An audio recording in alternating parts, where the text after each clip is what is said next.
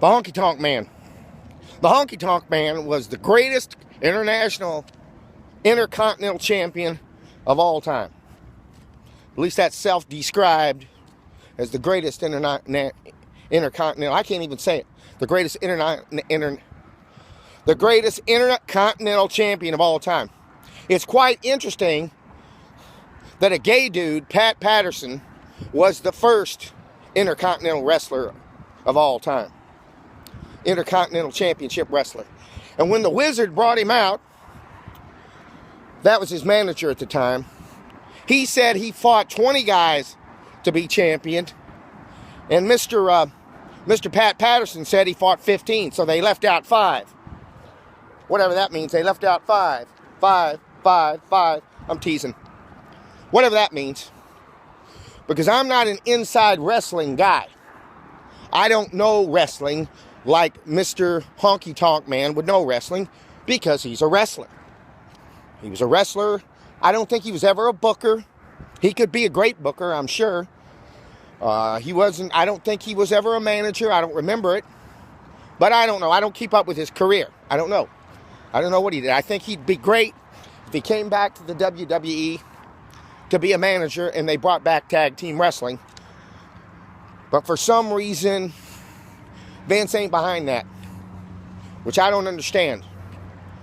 And I don't know whether that's Mr. Paul's call, whether that's Triple H or not. I find it hard to believe that Vince McMahon or Vince McMahon would ever stick his nose out of anything. But that's neither here nor there.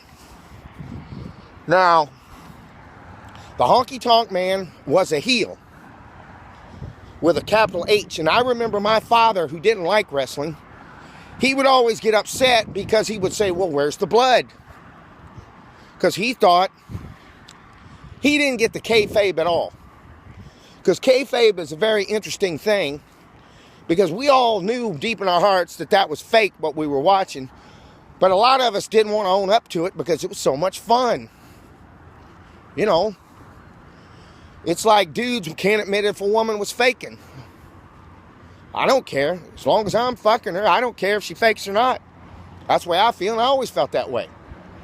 Because I was a stud. I didn't need them. I figured I was doing them a favor. They weren't doing me a favor. That's the way I figured when I was young. Got me in a little trouble, but I don't care. Anyway, HTM, I was talking about my dad. My dad said that guy's going to win. He's an Elvis imitator. And he was going up against, I think it was, I can't remember. I don't remember who he won the title from. But he was going up against, I think it was Roddy Piper. But I don't remember. He was going up against somebody who was really good. And I thought, man, there's no way that's going to happen. How would Dad know that? Well, Dad was right. He won. Because Elvis was way over in the parlance, in the vernacular of wrestling. But baby faces get over, so he was getting a lot of heat, is what it was. Everybody hated him. And that probably worked because everybody loved Elvis, so they naturally, a guy that's a bad Elvis imitator, people are going to hate. And that's why they did it that way. So anyway, he had a great career. He was with Jimmy Hart, and Jimmy Hart and he both were with each other in Memphis, Tennessee, with the great Jerry Lawler. He was billed as Jerry Lawler's cousin, which he actually is, I believe, and his name is Wayne. Bret Hart calls him Wayne, and the late Percy Pringle called him Wayne, or, oh, this is Paul Bearer, I'm scared, oh, it's gonna be bad, the Undertaker's gonna kill you. That's a bad Paul Bearer, I know. Anyway, I don't think Paul Bearer ever managed him. But anyway, he had a great career, and I think I like his podcast career better than I did his wrestling career. His podcasts are solid. They're tight. He has a great imitation, or if you will, of the Hulkster. He goes, yeah, brother, yeah, hey, brother. And then he does his Ric Flair, woo, woo, woo, woo, woo. I can't do anything else but that. That's it. That's all I can do. And he don't do that many woos. But anyway, he makes fun of poor Ric Flair. I say poor Ric Flair because the guy got old overnight. I mean, it's just, he looked great back when Mr. McMahon brought him on as an owner. And he looked great back then, but now he looks like shit. And those TNA, he looks terrible and he looks ridiculous when he's walking around with them little old bitty tight shorts that he wears and his belly poking out. I don't care how big his arms are. He don't look good. I mean, if he's going to wrestle, he needs to cover up, wear one of those Jerry Lawler things, like Jerry wears. But he don't, because he can't change his character. But anyway, what I'm going to say about HTM, because that's what he calls his show, HTM, and the video is called The Honkeytonk Man, is because that's how I remember him, as the greatest Intercontinental Wrestling Champion of all time. But at that time, the Intercontinental Championship, I believe I'm correct on that, was a workers' champion. It was supposed to be a worker.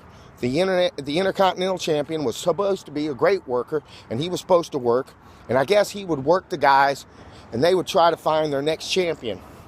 And at that time in the WWF, they had the great Bruno Sammartino, and he would have matches. And Bruno, and then later on the torch passed to Bob Backlund.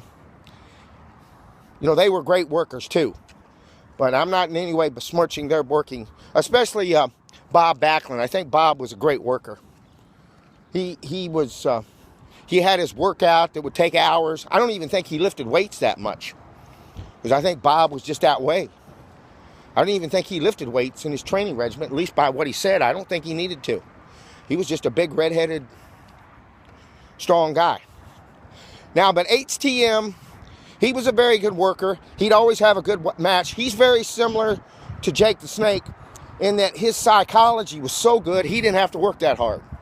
He's so good at getting the crowd stirred up, and he was so good at walking around and using his prop, which was the guitar, and getting everybody all upset, and everybody wanted him to get beat.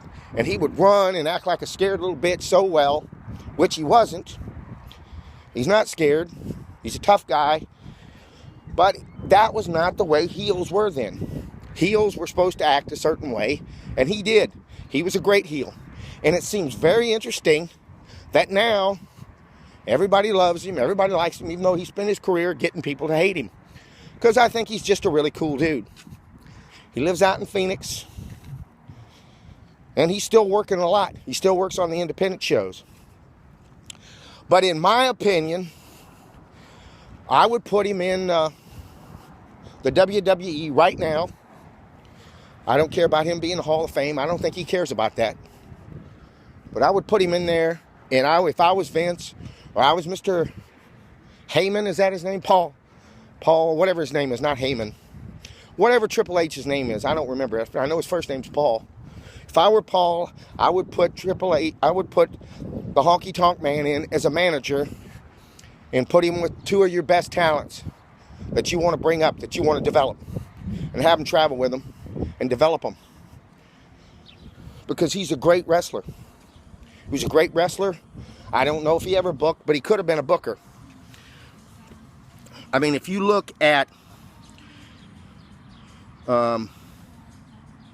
who's that guy? The guy that comes across as the Dirty Dutch Mantel.